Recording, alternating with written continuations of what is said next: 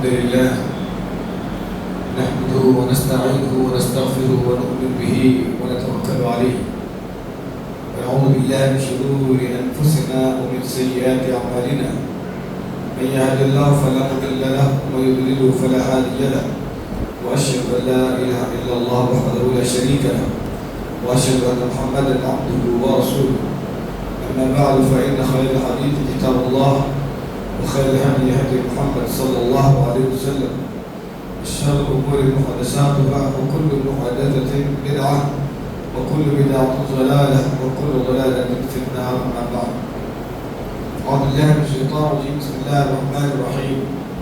يا أيها الذين آمنوا اتقوا الله حق تقاته ولا تموتن إلا وأنتم مسلمون. يا أيها الناس اتقوا ربكم الذي خلقكم من نفس واحدة وخلق منها زوجها وبث منهما رجالا كثيرا ونساء واتقوا الله الذي تساءلون به والأرحام إن الله كان عليكم رقيبا. يا أيها الذين آمنوا اتقوا الله وقولوا قولا سديدا يصلح لكم أعمالكم ويغفر لكم ذنوبكم ومن يطع الله ورسوله فقد فاز فوزا عظيما. وقال الله تبارك وتعالى بسم الله الرحمن الرحيم واتخذ الله إبراهيم خليلا. ہر قسم کی حمد و ثنا بڑائی و کبریائی اللہ رب العالمین کے لیے لائق و زیبا ہے جو ساری کائنات کا خالق اور رازق ہے. لامحدود بے شمار درود و سلام نازل ہوتی ہو پیارے نبی آخری نبی سید الانبیاء والرسول محمد عربی صلی اللہ علیہ وآلہ وسلم. اللهم صل على محمد وعلى آل محمد كما صليت على إبراهيم وعلى آل إبراهيم إنك حميد مجيد. اللهم بارك على محمد وعلى آل محمد كما باركت على إبراهيم وعلى آل إبراهيم إنك حميد مجيد.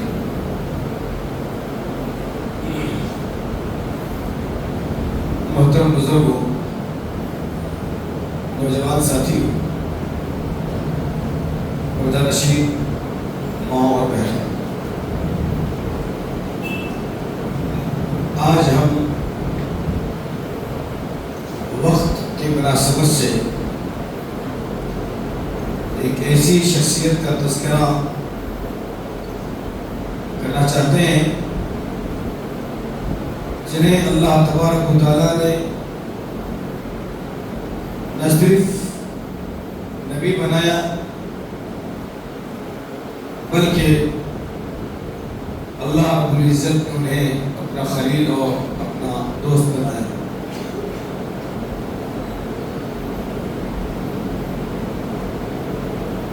یہ وہ ہستی ہے جن کا تذکرہ قرآن مجید میں بار بار مختلف مقامات پر اور مختلف مناسبتوں سے آیا ہوا ہے. یہ وہ ہستی ہے جن کی سیرت، جن کی زندگی تا صبح قیامت بیان ہوتی رہے گی اور ساری انسانیت کو یہ ہستی بطور نمونہ پیش کی گئی ہے. یہ وہ عظیم پیغمبر ہیں، یہ وہ عظیم نبی ہیں جنہوں نے تاریکیوں میں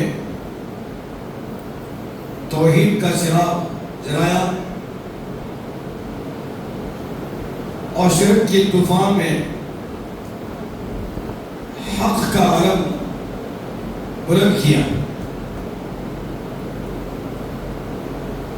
اور اپنی ساری زندگی اللہ رب العالمین کے لیے قربان کر دی. میری برات حضرت ابراہیم علیہ السلام آپ کے بے شمار فضائل اور مناقب سے قرآن اور سنت کے اوراق بھرے پڑے ہیں. آپ کی بے شمار خوبیاں، بے شمار اچھائیاں، بے شمار وسائط حمیدہ قرآن اور احادیث کے اوراق گواہی دیتے ہیں۔ سب سے پہلے ہم آپ کی فضیلتوں پر غور کرتے ہیں۔ آپ کے فضائل میں ایک بڑی فضیلت یہ ہے کہ اللہ نے خود کہا کہ وَاتَّخَذَ اللَّهُ إِبْرَاهِيمَ خَلِيلًا، میں نے ابراہیم کو علیہ السلام اپنا خلیل بنایا۔ دنیا میں جتنے بھی انبیاء علیہ السلام آئے، ان تمام نبیوں میں اللہ نے کسی بھی نبی کو اس لقب سے مرتب نہیں کیا، اور نہ ہی اس مقام پر فائز کیا، اور نہ ہی کسی نبی کے بارے میں اللہ رب العالمین نے یہ کہا کہ میں نے فلاں نبی کو اپنا خلیل بنایا۔ یہ مقام یہ شرف کسی کو حاصل ہوا تو حضرت ابراہیم علیہ السلام کو حاصل ہوا۔ اللہ نے کہا کہ وَاتَّخَذَ اللَّهُ إِبْرَاهِيمَ خَلِيلًا، میں نے اپنے پیارے حبیب ابراہیم کو اپنا خلیل، اپنا دوست بنایا۔ کئی ایک وجوہات ہیں، کئی ایک اسباب ہیں ابراہیم کو اپنا خلیل بنانے کی۔ وہ سارے اسباب آپ جانتے ہیں۔ مثلا آزمائشوں میں آپ کامیاب ہوئے، عظیم قربانیاں آپ سے دی گئی، ان قربانیوں میں آپ کامیاب ہوتے گئے، اللہ پر کامل توکل بھروسہ آپ کا تھا، دعاؤں میں کامل یقین تھا اللہ کے ذات پر، اور اس کے علاوہ اور بے شمار خوبیاں آپ کے اندر موجود۔ اس کی وجہ سے اللہ تبارک و تعالیٰ نے آپ کو اپنا خلیل بنایا، آپ کو اپنا دوست بنایا۔ دنیا میں ہر کسی کو دوست کی ضرورت پڑتی ہے۔ آدمی اچھا ہو اسے اچھے دوست کی ضرورت پڑتی ہے، آدمی اگر برا ہے اسی حساب سے وہ اپنے دوست کو تلاش کرتا ہے۔ کبھی آپ نے نہیں دیکھا ہوگا کہ نمازی شرابی کو تلاش کرتا ہو، اور شرابی دوست کے طور پر کسی نمازی کو پسند کرتا ہو یا اسے اپنا دوست بناتا ہو۔ اچھے اچھوں کو تلاش کرتے ہیں، اور بری صحبت، برے خیالات، برے عادات کے پابند آدمی ایسے برے لوگوں کو تلاش کرتے ہیں۔ ابراہیم علیہ السلام بے شمار خوبیوں کے، بے شمار اچھائیوں کے، بے شمار بھلائیوں کے آپ خدا تھے، مالک تھے۔ آپ سے اللہ تبارک و تعالیٰ کو بڑا کام لینا تھا، بڑا عظیم کام لینا تھا، ایک مثالی کام لینا تھا۔ دنیا والوں کے لیے آپ کی شخصیت، آپ کی ذات کو بطور مثال پیش کرنا تھا۔ اس لیے اللہ تبارک و تعالیٰ نے حضرت ابراہیم علیہ السلام کے اندر وہ سارے خوبیاں، وہ سارے اچھائیاں ان کے اندر پیدا کرتی، ودیعت کرتی۔ اس کے بعد اللہ تبارک و تعالیٰ نے اپنا خلیل، اپنا دوست بنایا۔ میرے بھائیوں، ابراہیم علیہ السلام کی زندگی کے مختلف پہلو ہیں، اور سب سے نمایاں، سب سے منور، سب سے کامیاب آپ کی زندگی کا اگر کوئی پہلو رہا ہے تو وہ پہلو دعوت توحید کا۔ آپ نے ایسے وقت میں لوگوں کو دعوت توحید دی، لوگوں کو ایک اللہ کی طرف بلایا جبکہ سارے لوگ جو ہیں شرک کی دلدل میں پھنس چکے تھے، بے شمار معبود لوگوں نے بنا رکھے تھے۔ ایسے دور میں، ایسے ماحول میں لوگوں کو ایک اللہ کی جانب بلانا، ایک رب کی جانب بلانا، اسی کے سامنے سجدہ کرنے کو حکم دینا، اور تمام معبودوں کو باطل قرار دینا، ان کی عبادتوں کو، ان کی پرستش کو، ان کے نام پر کھائی جانے والے قسموں کو یا ان کے نام پر کی جانے والی قربانیوں کو باطل قرار دینا کوئی معمولی بات نہیں ہے۔ یہ بڑی دل جگر کی، گردے کی بات ہے، یہ بڑی ہمت اور بڑے حوصلے کی بات ہے۔ آج الحمدللہ ہمارا ماحول اتنا اچھا ہے، ہم کہیں بھی جا کر کے توحید کی دعوت پیش کر سکتے ہیں، لوگوں کو ایک اللہ کی طرف بلا سکتے ہیں۔ آج کے اس ماحول میں کوئی روکنے والا، ٹوکنے والا نہیں ہے۔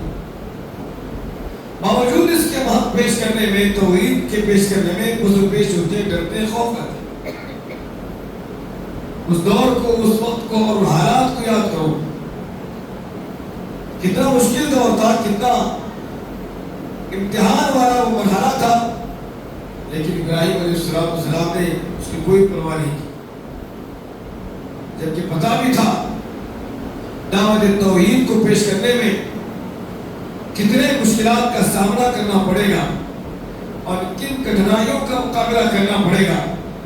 وقت کا بادشاہ خود سب سے بڑا مشرک ہے. وقت کا بادشاہ خود اپنے آپ پر ہونے کا دعویٰ کرتا ہے. ایسی صورت میں لوگوں کو اس کا منکر بنانا، ایسی صورت میں لوگوں کو ان معبودوں کا منکر بنا دینا جس کے پرستش سالوں سے، صدیوں سے ان کے آبا و اجداد کرتے ہوئے آ رہے تھے. لیکن میرے بھائیوں، ان تمام چیزوں کی کوئی پرواہ نہیں کی اور آپ نے قوم کے لوگوں سے خطاب کرتے ہوئے کہا افتعبدون من دون اللہ ما لا ينفعكم شيئا ولا يضركم. لوگوں تمہیں کیا ہو گیا؟ ایسے معبودوں کی پرستش، ایسے معبودوں کی عبادت یا ایسے معبودوں کی قسمیں تم کیوں کھاتے ہو؟ ایسے معبودوں کے سامنے تم اپنا سر کیوں جھکاتے ہو جو نہ تمہیں نفع پہنچا سکتے ہیں نہ نقصان پہنچا سکتے ہیں، نہ تمہیں عزت دے سکتے ہیں نہ تمہیں ذلیل کر سکتے ہیں، نہ تمہیں اولاد دے سکتے ہیں نہ تمہیں شفا دے سکتے ہیں، نہ تمہاری زندگی کو بہتر بنا سکتے ہیں. الغرض کسی بھی طرح کی کوئی بھی اچھائی یا کسی بھی طرح کی قدرت ان کے پاس موجود نہیں. اف لکم، افسوس ہے تم پر، تف ہے تم پر، لما تعبدون من دون اللہ، اللہ تبارک و تعالیٰ کی علاوہ تم ان کی پرستش کیوں کرتے ہو؟ اللہ کی عبادت، اللہ کی پرستش تم کیوں نہیں کرتے؟ جو مریضوں کو شفا دیتا ہے، جو بے اولاد کو اولاد دیتا ہے، جو بے یارو مددگار کا وہ خود ولی اور مددگار بنتا ہے، ہر طرح کی قوت، ہر طرح کی قدرت، ہر طرح کی طاقت وہ اپنے پاس رکھتا ہے. اس کے علم میں ہر چیز موجود ہے، اس سے کوئی سی ڈھکی چھپی ہوئی نہیں ہے. وہ جو چاہے کرتا ہے، وہ اپنی مرضی کا مالک ہے، سارے اس کے محتاج ہیں.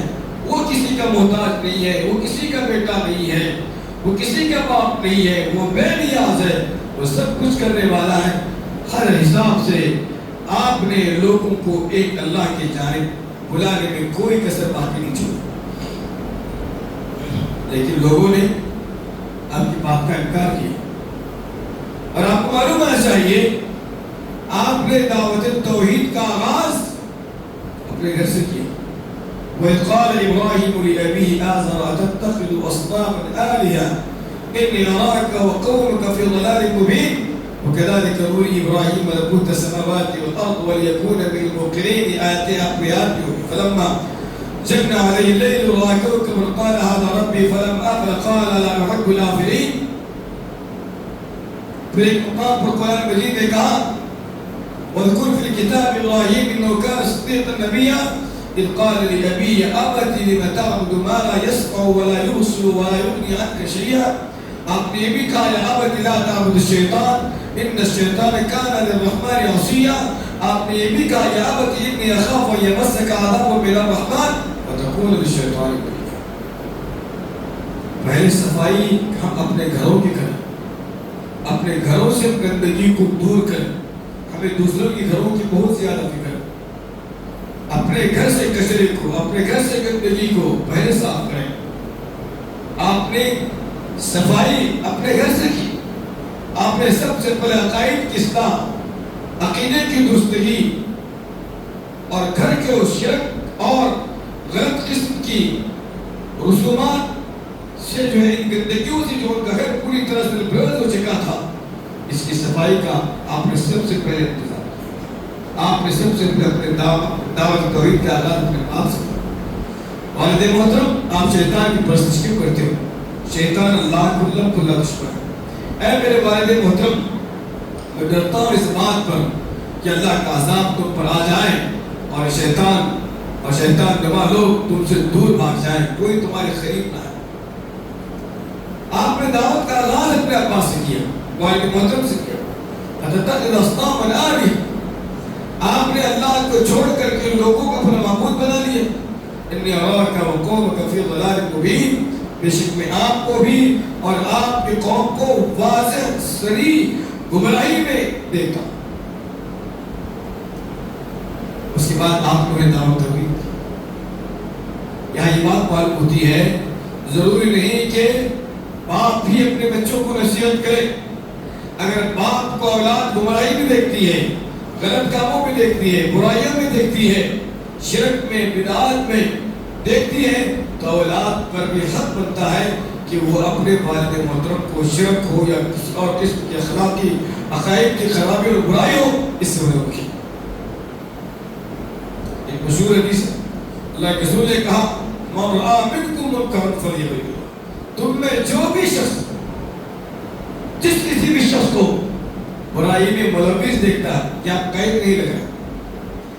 اللہ نے یہ نہیں کہا کہ چھوٹا بڑے کو اچھائی کی جانب دعوت نہ دے، یا عورت اپنے شوہر کو اچھائی کی جانب دعوت نہ دے، نہیں، تم کو معلوم ہے کہ سامنے والا جس چیز میں مبتلا ہے یا جس عقیدے کا وہ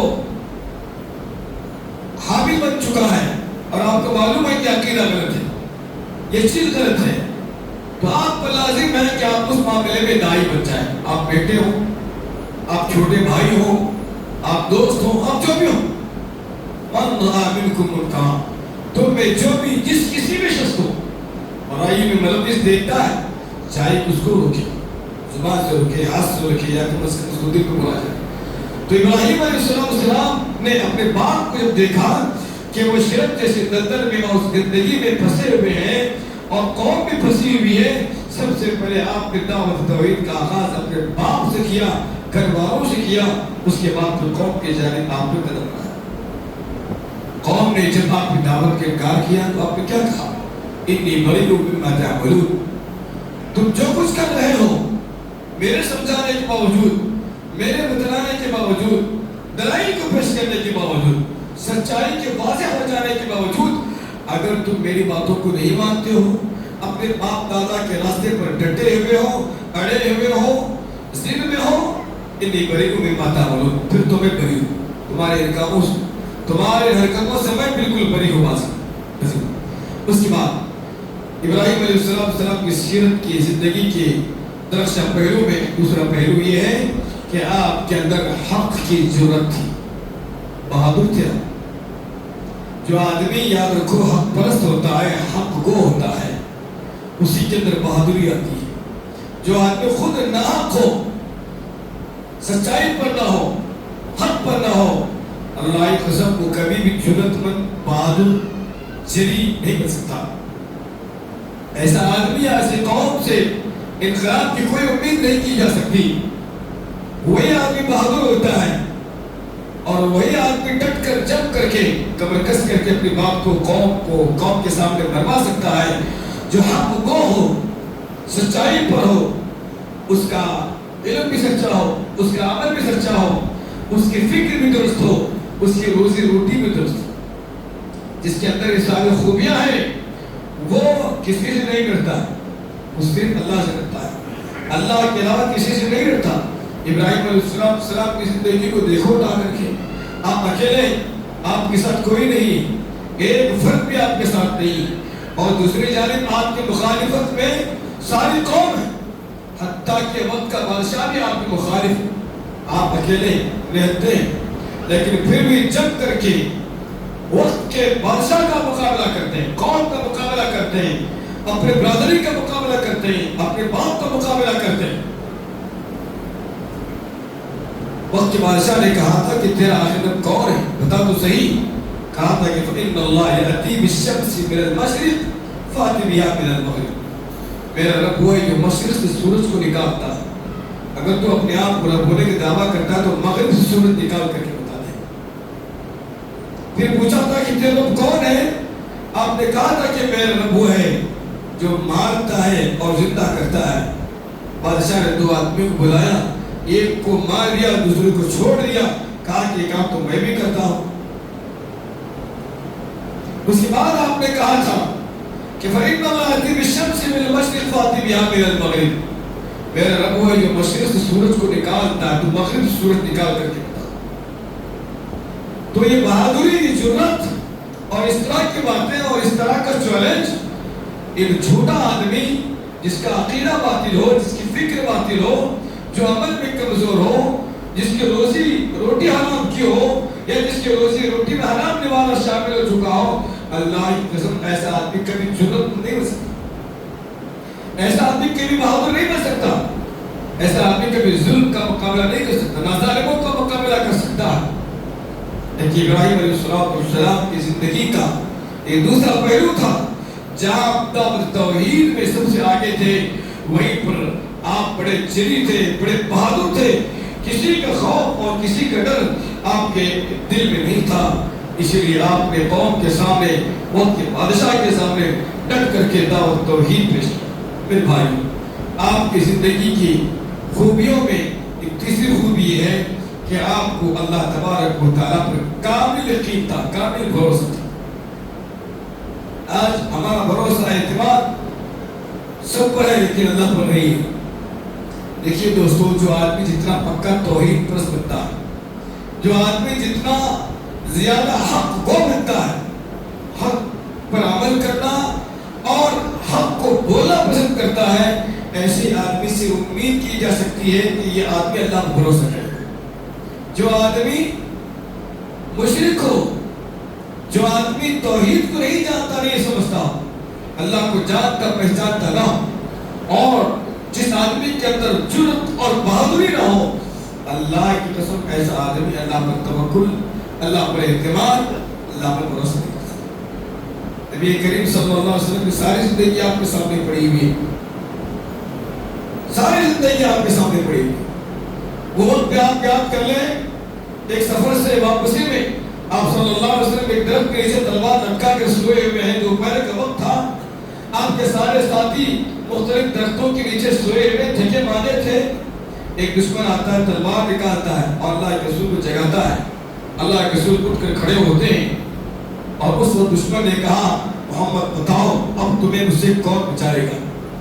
اللہ کے رسول آزو بازو نظر دوڑاتے ہیں کہ سارے ساتھی سوئے ہوئے ہیں، آپ نے کوئی شوق نہیں بچایا، آپ نے آواز نہیں لگائی اپنے ساتھیوں، آپ نے یہ نہیں کہا تمہیں کیا ہو گیا، تم سو رہے ہو اور دشمن تلوار تان کر کے میرے سر پر کھڑا ہوا ہے اور مجھے میرے قتل کے مدد میں ہے، تمہیں کیا ہو گیا؟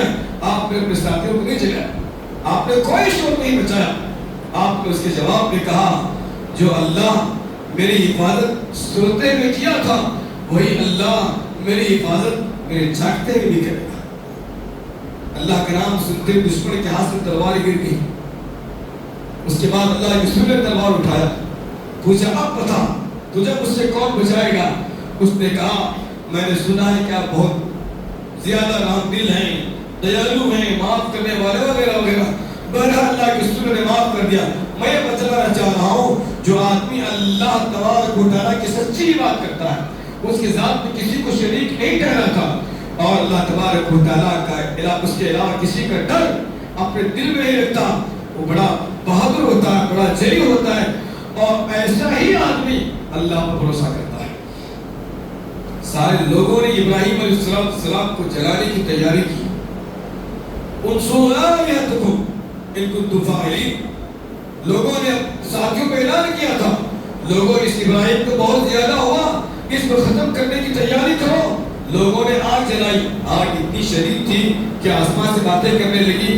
مفسرین لکھتے ہیں کہ وہ زمین پر اس سے پہلے اتنی خطرناک آگ سلگائی نہیں۔ جو آدمی بیمار تھا وہ پیسہ دے کر کے دوسروں کی لکڑیاں منگوائی اس نے۔ آپ کے رشتہ داروں نے آپ کو جلانے کی تیاری کی، کوئی ایک آدمی بھی آپ کے ساتھ نہیں۔ آگ پوری طرح سے سلگائی گئی۔ ابراہیم علیہ السلام کو اس کے اندر پھینکنے کی تیاری۔ جبرائیل علیہ السلام آتے کہتے ہیں، آپ کہو تو ہم آپ کی مدد کے لیے آگے بڑھیں۔ کہا کہ جس رب کے لیے میں ان تمام چیزوں کو برداشت کر رہا ہوں وہی مجھے بچائے گا، جائیے، آپ کی بھی کوئی ضرورت نہیں۔ حسبی اللہ ونعم الوکیل فنعم المولا ونعم النصیر، میرے لیے میرا رب کافی ہے، جس کی توحید کا میں نے اعلان کیا، جس کے نام پر میرا اعتماد، بھروسہ، توکل ہے، وہ جو چاہے کرے، مجھے کسی کی ضرورت نہیں، میں اس پر بھروسہ کرتا ہوں، میں اس پر اعتماد کرتا ہوں۔ ایمان اسی کا نام۔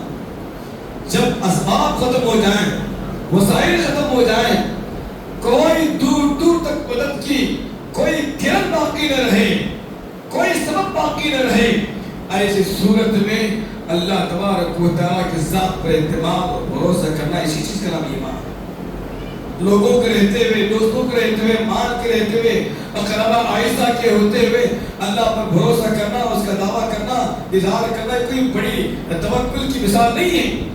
بڑا توکل، بڑا اعتماد یہ ہے کہ سارے مسائل، سارے اسباب پر ہو جائیں، سب دور ہو جائیں، کوئی قریب نہ رہے، ایسی صورت میں بھی اس کا اعتماد صرف اللہ پر۔ اس کو کہتے ہیں اعتماد، اس کو کہتے ہیں توکل۔ اللہ تبارک و تعالیٰ کو یہ عطا اتنی پسند آئی، اتنی پسند آئی، ابراہیم کو آگ میں پھینکا تو ضرور گیا، لیکن اللہ تبارک و تعالیٰ نے اس آگ کو حکم دیا، یا نار کونی بردم و سلاما علی ابراہیم، اے آگ تیرا کام تو جلانا ضرور ہے، لیکن آج تمہیں ابراہیم کو جلانے کی تو بات دور رہی، بلکہ تو اس کے لیے ٹھنڈی بھی ایسی ہو جا کہ تیری ٹھنڈک سے مجھے تکلیف نہ۔ ابراہیم علیہ السلام کی زندگی کا یہ تیسرا پہلو ہے۔ آپ توحید کی دعوت دینے والے، آپ بڑے جرأت مند تھے، بہادر تھے، اور اللہ تبارک و تعالیٰ کے ذات پر کامل یقین بھروسہ رکھنے والے تھے۔ میرے بھائیو، چوتھی خوبی آپ کی یہ تھی کہ آپ کے اندر بڑی قربانیوں کا جذبہ موجود تھا۔ بڑی بڑی قربانیاں آپ نے زندگی میں دی، اور آپ نے قربانی میں وہ مثال پیش کی، قیامت کے صبح تک ایسی مثال کوئی بھی نہیں پیش کر سکتا۔ ہاں، آج مال کی قربانی کی پیش کی جاتی ہے، جائیداد کی قربانی کی بات پیش کی جاتی ہے، مختلف چیزوں کو اللہ کے نام قربان کرنے کی بات پیش کی جاتی ہے، لیکن کبھی بھی اللہ نے کسی موقع پر کسی سے یہ حکم نہیں دیا کہ تم اپنی اولاد کو میرے لیے ذبح کرو۔ ایسی فرمائش، ایسا حکم اللہ تبارک و تعالیٰ نے سورہ زمین پر آپ سے پہلے آپ کی بات کسی کو، لیکن آپ کو اللہ تبارک و تعالیٰ نے حکم دیا۔ آپ خواب میں لگاتار دیکھ رہے اپنے بیٹے کو وہ ذبح کر رہے ہیں، آپ نے اپنے بچے کو سامنے بٹھا کر کے پوچھا، یا ابت افعل ما تؤمر ستجدنی ان شاء اللہ من الصابرین۔ اے میرے بیٹے، میں خواب میں مسلسل دیکھ رہا ہوں 3 دنوں سے تجھے ذبح کر رہا ہوں، تیری کیا رائے ہے؟ بیٹے نے کہا، میں نے سنا ہے، میں نے جانا ہے، مجھے معلوم ہے کہ انبیاء کا خواب سچا ہوتا ہے، اللہ چاہ رہا ہے کہ تم مجھے ذبح کرو۔ آپ کی اس کے اندر آزمائش ہے، اللہ چاہ رہا ہے کہ میں ذبح ہو جاؤں، اس کے اندر میری آزمائش ہے، آپ ذبح کرنے کے لیے تیار ہو جائیے۔ بندہ ذبح ہونے کے لیے تیار ہے۔ دنیا میں وہ عظیم مثال ابراہیم علیہ السلام نے پیش کی، کہتی دنیا تک کوئی ایسی مثال پیش نہیں کر سکتا۔ آج اللہ کی راہ میں قربان کرنے کے لیے جانوروں کو حکم ہے کہ آپ جانوروں کو اللہ کی راہ میں، اللہ کی رضا کے لیے، اس کی خوشنودی کے لیے جو ہے قربان کرنے سے نہ کریں۔ میرے بھائیو، پھر موضوع سے ہٹ رہا ہوں، ہٹنا نہیں چاہتا، لیکن موضوع پر رہ کر کے میں آپ یہ بات بتانا چاہ رہا ہوں، اللہ تبارک و تعالیٰ جس سے محبت کرتا ہے، اللہ تبارک و تعالیٰ جس کو اپنا دوست بناتا ہے، اس کے ساتھ میں ساری آزمائشیں ہوتی ہیں، اور جو آدمی آزمائشوں میں کھڑا اترتا ہے، کامیاب ہوتا ہے، ایسی شخص کو اللہ تبارک و تعالیٰ اپنا دوست بناتا ہے۔ آپ بھی ایسے لوگوں کو اپنا دوست بناتے ہیں، مصیبت میں ساتھ دینے والے کو آپ اپنا دوست بناتے ہیں، پریشانی میں ساتھ دینے والے کو آپ اپنا دوست بناتے ہیں۔ سچے اور اچھے دوست کا پتہ اسی وقت آپ کو لگے گا جب آپ کسی مصیبت میں، کسی پریشانی کے بھنور میں، دلدل میں پھنس چکے ہو، آپ کو اس وقت اندازہ ہوگا کون سچا دوست ہے، کون جھوٹا دوست ہے۔ ابراہیم علیہ السلام کو اللہ نے جب بھی آزمایا، جن مشکل حالات میں بھی آپ کو مبتلا کیا، ہر مشکل حالت میں ابراہیم علیہ السلام کامیاب ہوتے گئے۔ اللہ نے کہا وَإِذِ ابْتَلَىٰ إِبْرَاهِيمَ رَبُّهُ بِكَلِمَاتٍ فَأَتَمَّهُنَّ قَالَ إِنِّي جَاعِلُكَ لِلنَّاسِ إِمَامًا۔ جب میں نے جس موقع پر میں نے ابراہیم کو آزمایا وہ کامیاب ہوتا گیا، اس لیے میں نے اعلان کر دیا وَاتَّخَذَ اللَّهُ إِبْرَاهِيمَ خَلِيلًا، ابراہیم کو میں نے اپنا دوست بنا دیا۔ إِنِّي جَاعِلُكَ لِلنَّاسِ إِمَامًا، میں نے تجھے لوگوں کے لیے امام کے طور پر پسند کیا۔ میرے بھائیو، ابراہیم کی پاس خوبی یہ تھی، اپنی بات ختم کرنے پہ کہہ رہا ہوں، آپ بڑے مہمان نواز تھے، بڑے مہمان نواز تھے۔ آپ کو واقعہ معلوم ہے، اور لوط کو برباد کرنے کے لیے، اس پر عذاب نازل کرنے کے لیے جب فرشتے ہوئے زمین پر آئے، انسانی شکل میں آئے، وہ ابراہیم کے گھر سلام کر کے داخل ہوتے ہیں، آپ فوراً ان کے لیے مہمان نوازی کی تیاری کرتے ہیں، بکرا ذبح کرتے ہیں، گوشت بنتا ہے، سامنے رکھا جاتا ہے، وہ کھانے کو تیار نہیں، ابراہیم پریشان ہے، کیا بات ہے، یہ مہمان کھانے کو تیار کریں، ایسا تو نہیں کہ ان کی پسند کی چیز پیش نہیں کی گئی ہے۔ یہاں رک کر کے غور کرو دوستو، ابراہیم کیا کوئی معمولی نبی؟ آپ ابو الانبیاء ہیں، نبیوں کے باپ۔ ابراہیم کو اللہ جب نبی بنایا نا، اس کے بعد جتنے بھی نبی اس دنیا میں آئے وہ سارے کے سارے نبی آپ کے اولاد میں ہیں، سارے کے سارے نبی، ہزاروں کی تعداد میں وہ جتنے بھی نبی آئے آپ کے اولاد میں ہیں۔ اس سے بڑا کوئی مقام، کوئی مرتبہ؟ اتنا بڑا نبی جس کو اللہ نے اپنا خلیل بنایا، اپنا دوست بنایا، قربانی کے اس عظیم مثال قائم کی، تب بھی یہ عالم الغیب نہیں ہے، علم غیب نہیں رکھتا ہے۔ لوگ پتہ نہیں کس کو اس کو اٹھا کر کے علم غیب جاننے والا عالم الغیب بنا دیتے ہیں۔ اگر ان کو معلوم ہوتا، پتہ چلتا، علم غیب رکھنے والے ہوتے، جان جاتے کہ کون ہے، لیکن انہوں نے کہا آپ ہمارے بارے میں تکلف نہ اٹھائیں، پریشان نہ ہو، ہمیں کھا نہیں سکتے، ہم اللہ کی مخلوق ہیں جن کو جو اللہ نے اور اس کے رسولوں نے ملائکہ کے نام سے یاد کیا، فرشتے ہیں اللہ کی جانب سے۔ انسانی روح، انسانی شکل میں ہم آئے ہوئے ہیں اس قوم کو تباہ برباد کرنے کے لیے، جو مرد ہو کر کے مرد سے اپنے خواہشات کو پورا کرتی ہے، اس قوم کو تباہ برباد کرنے کے لیے ہم آئے ہیں۔ تو میرے بھائیوں، یہی بات معلوم ہوتی ہے ابراہیم علیہ السلام بڑے مہمان نواز اور ہر اس شخص کی مہمان نوازی کرتے تھے جو ان کے گھر آتا، ان کو جانتے ہو یا نہ جانتے ہو، بہترین انداز میں ان کی مہمان نوازی کرتے۔ تو ہمارے اندر بھی یہ خوبی ہونی چاہیے، کیونکہ اللہ تبارک و تعالیٰ نے ہمارے لیے کہا کہ ابراہیم کو ہم نے تمہارے قد کانت لکم اسوۃ حسنۃ فی ابراہیم، اللہ نے ہمارے لیے کہا کہ ابراہیم کی زندگی میں تمہارے نمونے، ابراہیم کو تم اپنا پیشہ بناؤ۔ تو ان کی خوبی ہے کہ وہ مہمانوں کی بہترین انداز مہمان نوازی کرتے تھے، جبکہ ان کو جانتے ہو یا نہ جانتے ہو۔ ابراہیم علیہ السلام کی زندگی کے نمایاں پہلو میں سے ایک پہلو یہ ہے، آپ دعا کا اہتمام کرنے والے تھے، دعوت میں حکمت کا خاص خیال رکھا کرتے تھے، اللہ کے لیے آپ نے ہجرت کی، بیت اللہ کی تعمیر کی، آخرت کی فکر آپ کے اندر موجود تھی۔ یہ چند چیزیں اللہ نے چاہا تو خود میں بیان کے اللہ سے دعا ہے کہ اللہ تبارک و تعالیٰ ہم تمام مسلمانوں کو ابراہیم علیہ السلام کی زندگی کو پڑھنے، آپ کی سیرت کا مطالعہ کرنے، آپ کی خوبیوں، آپ کی اچھائیوں، آپ کی فضائل کو جاننے سمجھنے اور اس پر ہمیں عملی جامہ پہنانے کی اللہ توفیق نصیب فرما۔ اللہ تبارک و تعالیٰ انبیاء علیہ السلام کی سیرت، آپ کی زندگی یقین امتوں کو بنانے، سنوارنے، مزین خوبصورت بنانے کی دعا کرتی ہیں۔ اسی لیے تو نے ان نبیوں کی زندگی کو، ان کے آثار کو تو نے اپنی کتاب میں بیان فرمایا ہے۔ اللہ تبارک و تعالیٰ کتاب اللہ کے ذریعے اپنے ایمان کو، اپنے عقائد کو مضبوط بنانے، اپنی سیرت کو سنوارنے، سدھارنے، مزین کرنے کی اللہ تو توفیق نصیب فرما۔ آمین یا رب العالمین۔ الحمدللہ رب العالمین۔